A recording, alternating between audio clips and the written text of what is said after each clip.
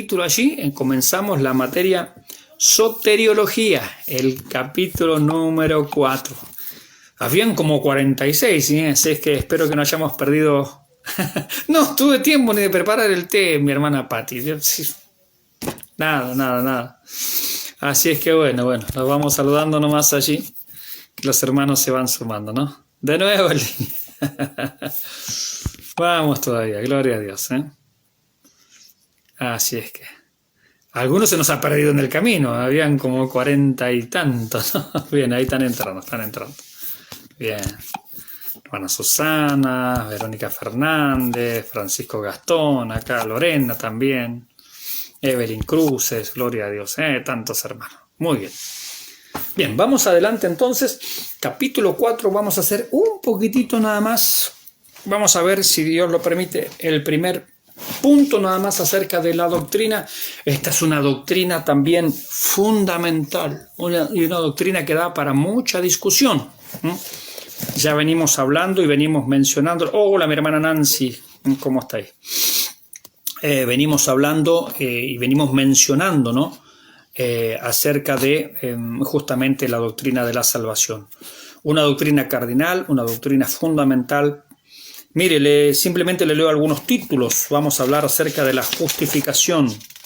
Vamos a hablar acerca de la santificación. Vamos a hablar de el arrepentimiento. Vamos a hablar del arrepentimiento. Vamos a hablar de la fe. Vamos a hablar de la adopción. Vamos a hablar de la regeneración, vamos a hablar de la elección. Nos vamos a meter con el problema calvinista arminiano, los elegidos y los no elegidos. ¡Wow! La elección, vamos a hablar de la presciencia, elegidos según la presciencia de Dios. Vamos a hablar de la predestinación. Vamos a hablar de la muerte de Cristo, la sustitución, la redención, la reconciliación, la propiciación, el juicio de la naturaleza pecaminosa, el fin de la ley. ¡Qué temas! Vamos a hablar de la obra del Espíritu Santo en la salvación, las bendiciones de la salvación. Y vamos a hablar de la seguridad del creyente, es decir, ¿se pierde o no se pierde la salvación? ¡Uy, qué problema que tenemos acá! Yo creo que acá va a arder la pantalla, ¿no? Bien, vamos a ver los distintos puntos de vista. Vamos a ver un poquitito de qué es el calvinismo extremo, ¿no? Que la verdad es una doctrina que no es nueva, es medieval, está un poquito de moda ahora, sobre todo por redes sociales, ¿no? Pero que trae una gran confusión en realidad. Yo, en primer lugar, les aclaro, yo no soy calvinista. No soy calvinista. Se me ha preguntado en alguna ocasión si yo soy de los que dicen el que es salvo siempre salvo. No, eso es una postura calvinista. Yo no soy calvinista. Pero tampoco soy la contraparte, arminiano. Tampoco soy arminiano. Es decir, no tengo una postura calvinista y no tengo una postura arminiana, que sería la oposición al sistema calvinista, ¿no? Así es que lo que me acusan de calvinista pierden el tiempo porque no lo soy. Soy crítico en gran parte del calvinismo. Y los que me acusan de arminiano pierden el tiempo porque no lo soy. Soy crítico también de gran parte del arminianismo. Pero bueno, son temas que lo vamos a ir viendo más adelante. Simplemente estoy sentando posición acerca de dónde estamos parados o desde qué punto nosotros vamos a abordar la cuestión de la doctrina de la salvación. En alguna cosa podré coincidir con el calvinismo, por supuesto, en alguna cosa podré coincidir con los arminianos, por supuesto, pero no es que yo siga una postura o la otra. Como algunos lo llaman, vamos por una tercera vía que llamamos bíblica, es decir, lo que la Biblia dice. No me importa, en definitiva, si lo dijo Calvino, si lo dijo Lutero, está bien, Dios les bendiga, pero yo no sigo a Calvino, no sigo a Lutero, no sigo a Jacobo Arminio, yo sigo las Escrituras, y a la luz de las Escrituras de allí tomamos nuestra postura, ¿sí? Bien, vamos al punto 1, que es lo único que vamos a ver hoy de la doctrina de la salvación, esta doctrina fundamental. Fíjese que temas realmente importantes. La salvación. Definición de la salvación. Y justamente este primer párrafo está tomado del auxiliar bíblico portavoz, otra vez. Justo de casualidad esta parte está tomada de ese manual. Salvación, definición. Salvación significa la liberación exitosa de alguien o algo de un peligro inminente. La palabra misma conlleva una implicación doble. 1. Que alguien o algo necesita ser salvado. 2. Que alguien tiene la disposición y la capacidad de salvar. Entonces, eso es la salvación. La liberación exitosa de alguien o de algo de un peligro inminente. La fuente de la salvación, bueno, obviamente es Jesucristo, ¿no? Él cumple los dos requisitos. Él puede salvar. A ver, ¿quién se gana la bendición en esta clase? Que va a ser cortita porque es introductoria, nada más vamos a ver el punto 1. Hebreos 2:18, que dice que Él puede salvar perpetuamente a los que por Él se acercan. Hebreos 2:18. ¿Quién se gana la bendición? Hebreos 2:18 nos dice, pues en cuanto Él mismo padeció siendo tentado, es poderoso para socorrer a los que son tentados. Entonces Él puede salvar. Hebreos 2:18. Y segundo, Él quiere salvar. Mateo 8, 2 y 3. Mateo 8, mi hermana María Janet ahora se ganó la... pero están peleando cabeza a cabeza con la hermana Natalia. Bueno, bien. Mateo 8, 2 y 3. Mateo 8, 2 y 3. Es decir, Él quiere salvar. No solo que puede, sino que Él quiere también. Mateo 8. ¿Qué nos dice Mateo? Mateo, ¿dónde estás, Mateo? Mateo, ¿dónde te has metido? Mateo 8, 2 y 3. Nos dice, aquí vino un leproso y se postró ante él diciendo, Señor, si quieres puedes limpiarme. Jesús extendió la mano y le tocó diciendo, quiero, sé limpio. Y al instante su lepra desapareció. Amén. Entonces no solamente Él puede salvar, sino que también quiere salvar.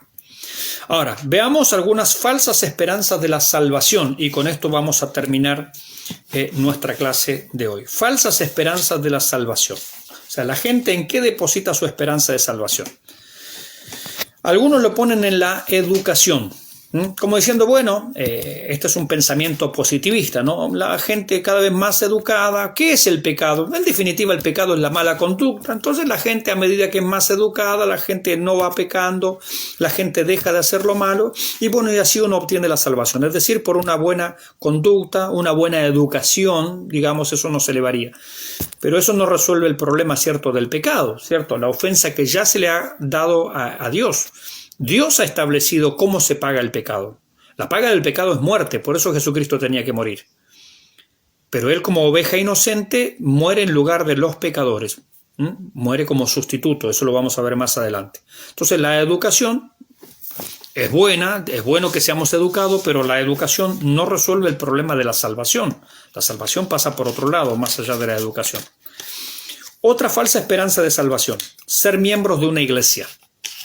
Es decir, yo no porque sea miembro de una iglesia, está buenísimo que sea miembro de una iglesia, si enseña la Biblia todavía mejor, pero no por ser miembro de una iglesia yo voy a ser salvo. Yo puedo venir a la iglesia de Bahía Blanca, la de Lirquén, la de Concepción, la de Talcahuano, la de donde sea, y eso no me hace salvo. Las personas no son salvas por ser miembros de la iglesia. Las personas no son salvas por tomar la Santa Cena. Las personas no son salvas por participar de alguna actividad religiosa. No, las personas no son salvas por eso. Está buenísimo que seamos miembros de una iglesia, que seamos miembros activos, pero el ser miembro de una iglesia no nos hace salvos. Esto hay que recordarlo siempre, mis hermanos. La salvación no está en una institución, la salvación está en Cristo. Hay personas que esto en el fondo no lo entienden, no lo terminan de entender. Una persona se va de la iglesia, aunque se vaya a otra, y muchos ya empiezan a decir, perdió la salvación. Bueno, la salvación estaba en la iglesia o estaba en Cristo. Eso lo tenemos que tener bien claro nosotros. Hermano, la salvación está en Cristo. Yo me puedo cambiar de una iglesia, pero eso no hace que yo pierda mi salvación. Son dos cosas totalmente distintas. Se lo digo por experiencia propia. Cuando yo, hace muchos años atrás, antes de ser miembro de la IEPI, yo conocí al Señor en otra institución. Bueno, en esa institución, que tenía un corte arminiano, más adelante vamos a hablar de esos temas, Cuando yo me voy de la iglesia, ellos dicen, Mauricio perdió la salvación. ¿Sí? ¿Por qué? Bueno, porque Mauricio se fue de la iglesia. Y fíjense, es ese concepto totalmente equivocado. A ver, yo entiendo que uno tendría que irse de una iglesia, o si se va a ir de una iglesia, tiene que irse, no sé, por la buena en lo posible, ¿no? Seguimos siendo hermanos, listo, ya está. Pero en el fondo se tiene este concepto, que una persona se va de la iglesia y pierde la salvación. Y ese es un problema, porque indirectamente estamos haciendo que la iglesia es la salvación y no Cristo. La iglesia, hermanos, no salva a nadie. Cristo es el que salva. Solamente el que está en Cristo es salvo. Yo puedo estar en la iglesia A, en la iglesia B, en la iglesia C, pero tengo que estar en Cristo, porque ni la iglesia A, ni la B, ni la C me trae la salvación. Solamente el sacrificio expiatorio del Señor Jesucristo puede perdonar mis pecados y hacerme salvo. No hay otra manera. Entonces, ser miembro de una iglesia no garantiza la salvación. Otros piensan o ponen sus esperanzas en las buenas obras. Bueno, esto le pasó al pueblo judío, ¿no? Y al catolicismo romano también, ¿eh? Buenas obras, buenas obras, buenas obras. La Biblia dice claramente, por las obras de la ley ningún ser humano será justificado delante de Dios. Usted puede tratar de estar toda la vida tratando de agradar a Dios, usted no le va a agradar nunca. Nunca. Nunca. Y usted haga lo que haga, aunque sea dentro de una iglesia, usted no puede ganarse ni pagar la salvación. Si usted lo pudiera hacer, ¿para qué vino Cristo? Yo le preguntaría eso. ¿Para qué vino Cristo? Yo he escuchado, porque uno en las iglesias escucha muchas cosas, yo he escuchado gente que dice, hermano, tenemos que trabajar y servirle al Señor para ganarnos nuestra salvación. Perdóname que se lo diga, están perdiendo el tiempo. Está perdiendo el tiempo. Si usted está trabajando, si usted está yendo a la iglesia, si usted está leyendo la Biblia, si usted está orando, si usted está ayunando para ganar su salvación, usted está perdiendo el tiempo. No pierda el tiempo. El pueblo judío hizo eso durante 4.000 años o 2.000 años, para no ser tan exagerado. Porque el pueblo judío nació como nación cuando salieron de Egipto, es decir, 1.200, 1.300 años. Bueno, el pueblo judío pasaba esos 1.200, 1.300 años obrando para ganar la salvación. Nunca la iban a ganar, porque la salvación es por gracia mediante la fe. La salvación es un regalo de Dios, el cual yo tengo que aceptar. Yo tengo que recibir la salvación, no ganarla, porque no hay manera de ganarla. Entonces, las buenas obras de la ley, usted no va a ser más religioso que el pueblo judío. Tenían rituales, sacrificios, y esto, y lavamiento, y acá, y allá. Las obras de la ley no salvan a nadie. Por las obras de la ley ningún ser humano será justificado delante de Dios. Como está escrito, más el justo por la fe vivirá. Es una cuestión de fe. Fe y confianza en el sacrificio expiatorio del Señor Jesucristo. Amén. Solamente ese es el método por el cual uno va a ser salvo. Entonces las buenas obras no salvan. Está bueno hacer buenas obras, por supuesto, hagamos buenas obras, pero las buenas obras no nos salvan. Las buenas obras en el creyente son el resultado de la salvación, es decir, Jesucristo me salvó para buenas obras. Efesios capítulo 2, versículo 10. Las cuales Dios preparó de antemano para que anduviésemos en ellas. Entonces, en el creyente las obras son consecuencia o resultado de la salvación, pero no son para alcanzar la salvación. No es por obras para que ninguno se gloríe. Porque por gracia sois salvos por medio de la fe, no por obras para que nadie se gloríe. Amén. Bien, entonces, las buenas obras, está buenísimo que hagamos buenas obras, pero nunca jamás pensemos o mezclemos la salvación con las buenas obras, porque eso no conduce a nada. Al que obra, dice la Biblia, siempre se le cuenta como deuda. Deuda, usted debe, más. Entonces Dios lo mira al pobrecito así. Es como la hormiga que tiene que hacer un edificio de la altura del Empire State. Mi pastor Luis estuvo allá en Nueva York, ¿no? Estuvo en el Empire State, allá arriba. Imagínese a Dios diciéndole ahí a la hormiga, bueno, cuando hagas una torre de palitos del tamaño del Empire State, ahí vas a ser salvo.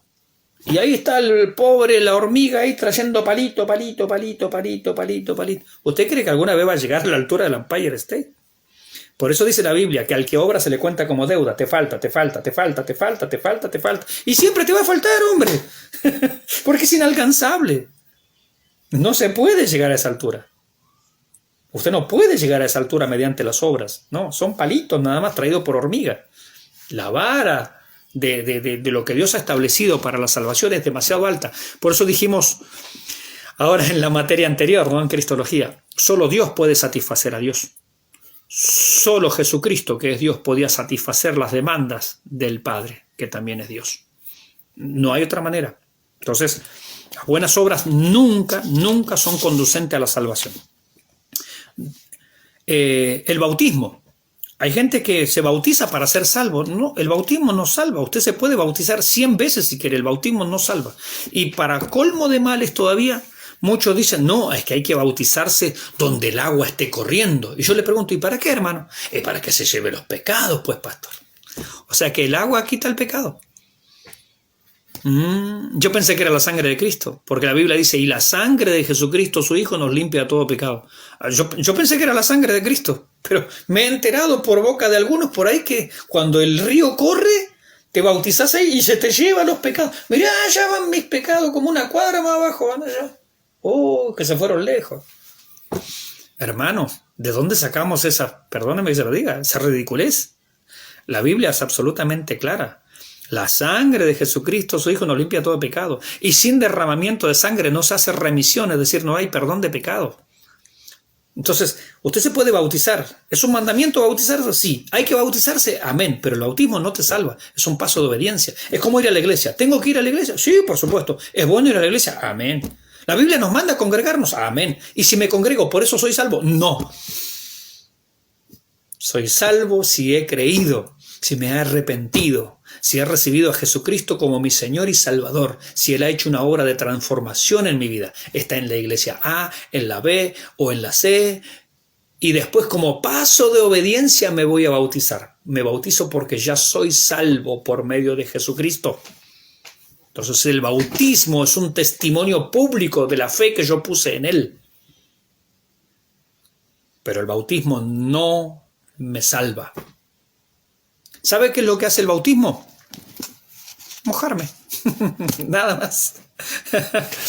Le pregunté este año a los hermanos que se iban a bautizar. Le digo, ¿ustedes saben qué va a suceder con ustedes, no, cuando se metan allí a las aguas del bautismo? Y los hermanos me quedaron mirando como que yo le iba a decir una cosa del otro mundo. Se van a mojar, les dije. Eso es todo. Nada más, pastor, nada más. El bautismo no opera el perdón de pecados. Solo Jesucristo hace eso.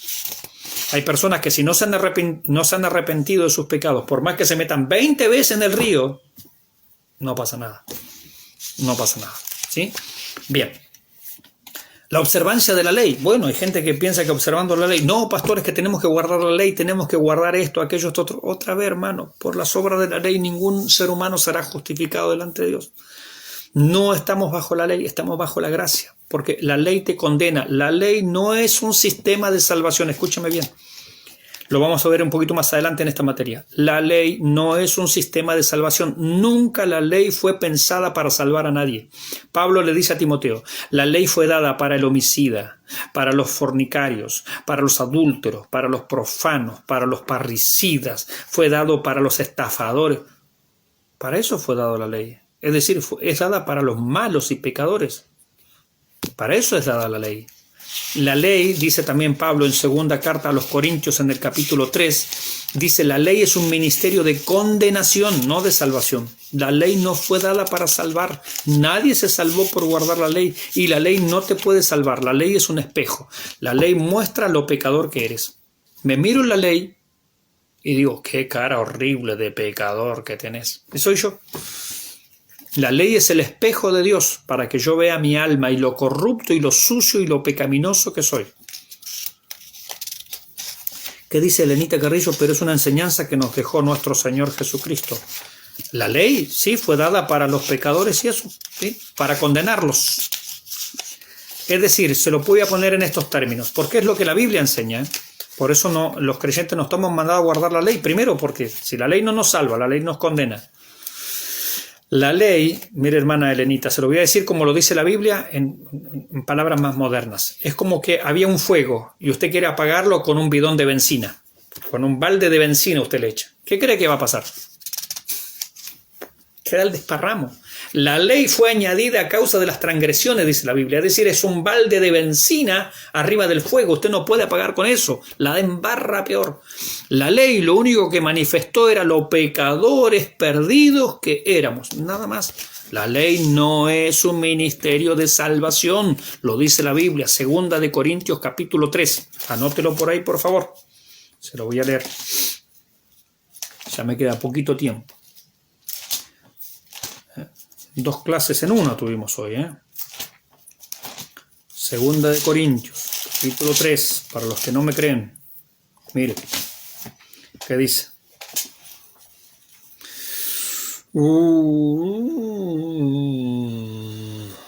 Versículo 7, 2 de Corintios 3, 7. Y si el ministerio de muerte, escuche, no son palabras mías, son palabras del apóstol Pablo y está hablando de la ley, está hablando de los 10 mandamientos. Sí, ese es el contexto. Está hablando de la ley. Y si el ministerio de muerte, no de vida, de muerte, grabado con letras en piedra, la ley, los 10 mandamientos, de eso está hablando, fue con gloria, tanto que los hijos de Israel no pudieron fijar la vista en el rostro de Moisés a causa de la gloria de su rostro, la cual había de perecer. ¿Cómo no será más bien con gloria el ministerio del Espíritu? Es decir, lo que vivimos ahora en la gracia. Porque si el ministerio de condenación, está hablando de la ley, fue con gloria, mucho más abundará en gloria el ministerio de justificación, lo que vivimos ahora en la gracia. Porque aún lo que fue glorioso aquel sistema, no es glorioso en este respecto en comparación con la gloria más eminente. Porque si lo que perece, está hablando de la ley, tuvo gloria, mucho más glorioso será lo que permanece. Gloria a Dios. ¿Ven? Gloria a Dios. Así que es totalmente distinto, nada que ver. Los creyentes no estamos bajo la ley, lo vamos a ver más adelante, no se preocupe. Pero la observancia de la ley no salva a nadie. El hablar en lenguas. Algunos han llegado a decir que los que hablan en lenguas son los que van en el rapto. Yo les diría, dame un texto, por favor. ¿De dónde sacaron esas locuras?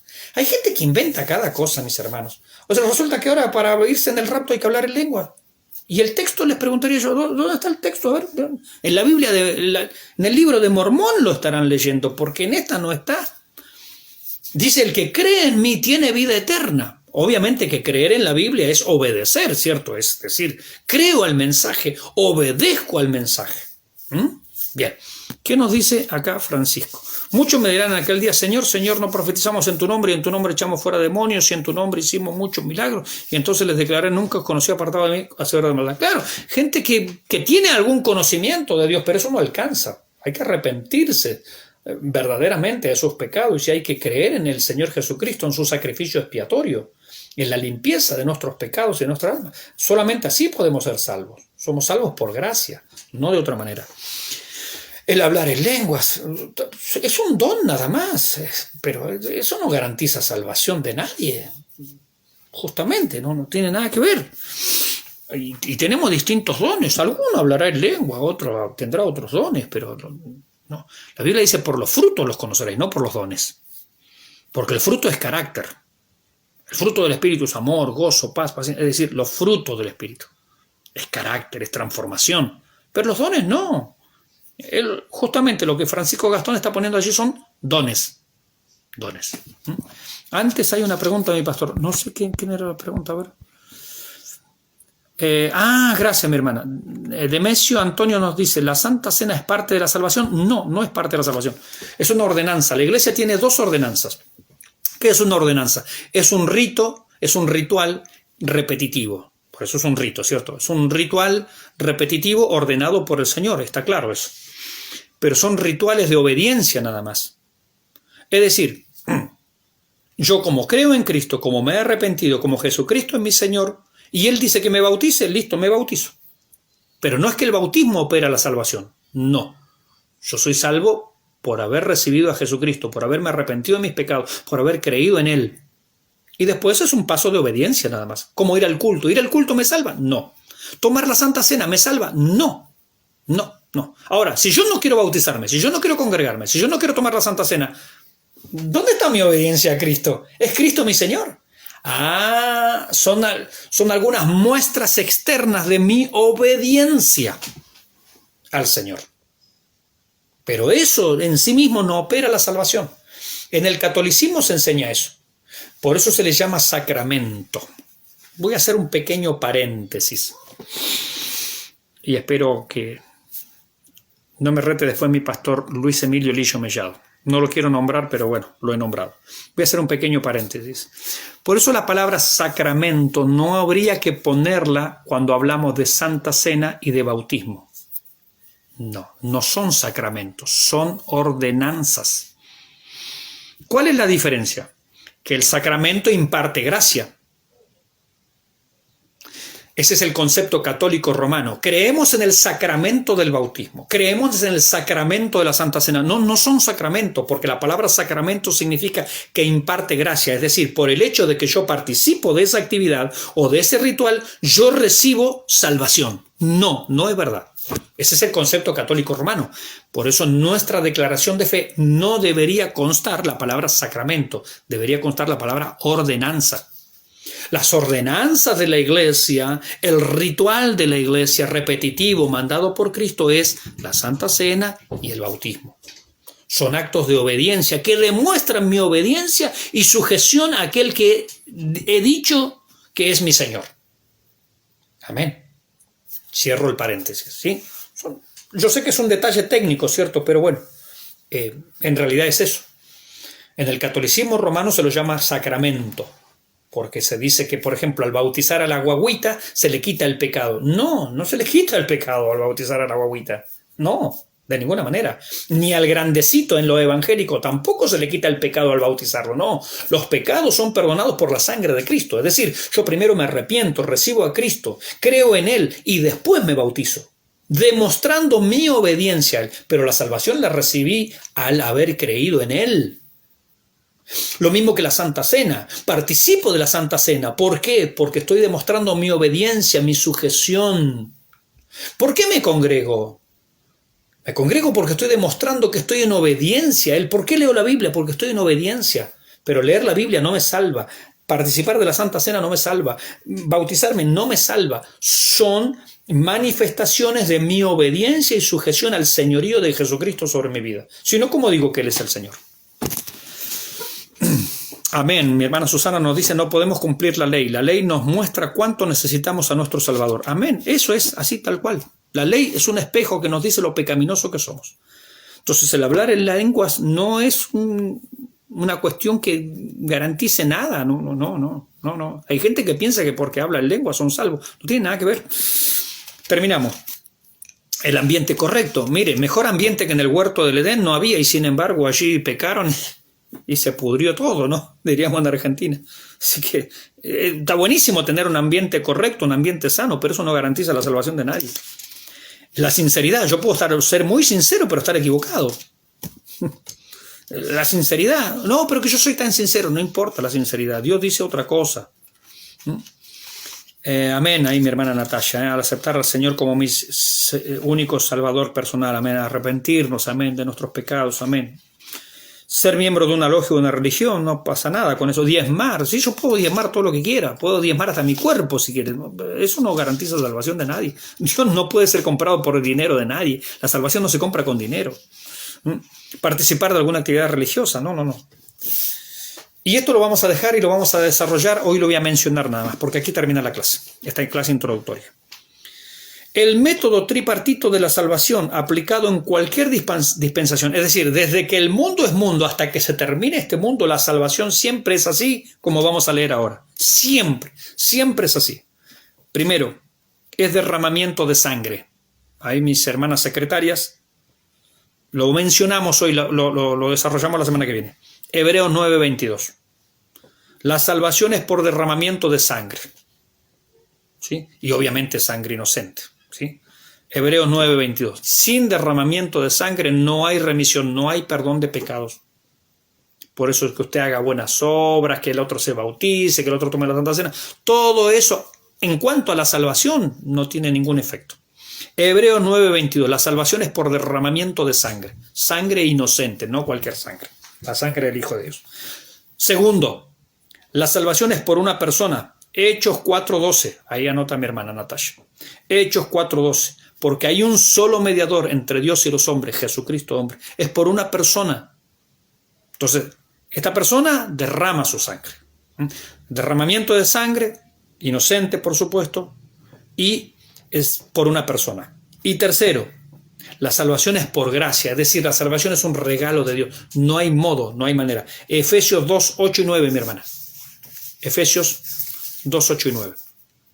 Terminamos. Efesios 2:8 y 9. La salvación es por gracia, la salvación es un regalo de Dios. El regalo hay que simplemente aceptarlo. Nada más, nada más. ¿Qué nos dice el hermano Ramón? Dice, hola mi pastor, Dios les bendiga y le siga concediendo gracia. Una pregunta, ¿la ley solo hará que tengamos el fruto del Espíritu? Y el corazón limpio, también bendiciones. No, la ley lo único que hace es condenarlo, hermano. No trate de aferrarse a la ley porque la ley lo condena. La ley no provoca cambios en usted. La ley es un espejo. La ley le muestra a usted que es pecador, nada más. La ley no hace al fruto del Espíritu. La ley no hace que tengamos un corazón limpio. No es el propósito de la ley. La Biblia lo dice. Lo vamos a tratar más adelante. Pero insisto, el tema de la ley, si no lo entendemos, hermanos, genera tantos problemas en los púlpitos, tantos problemas de conciencia y de confusión, mis hermanos. La ley no es un método de salvación. La ley no es un método para cambiar nuestras vidas. La ley nos condena, el ministerio de condenación, no de salvación. Eso enseña la Biblia. Bien, bueno, entonces, lo último que dijimos, la salvación es por gracia, es un regalo de Dios. Es un regalo de Dios, eso es gracia, es un regalo de Dios. Obviamente que para recibirlo yo tengo que tener fe en el Señor y esa salvación trae resultados, trae consecuencias, se manifiesta claramente en nuestras vidas. Hermanos, hasta aquí llegamos por el día de hoy. Hemos hecho esta introducción de media horita para esta nueva materia, soteriología. Espero que no se la pierda y vaya anotando preguntitas para la semana que viene. Sí, agradecemos al Señor por este tiempo y yo les agradezco a ustedes por haberme acompañado.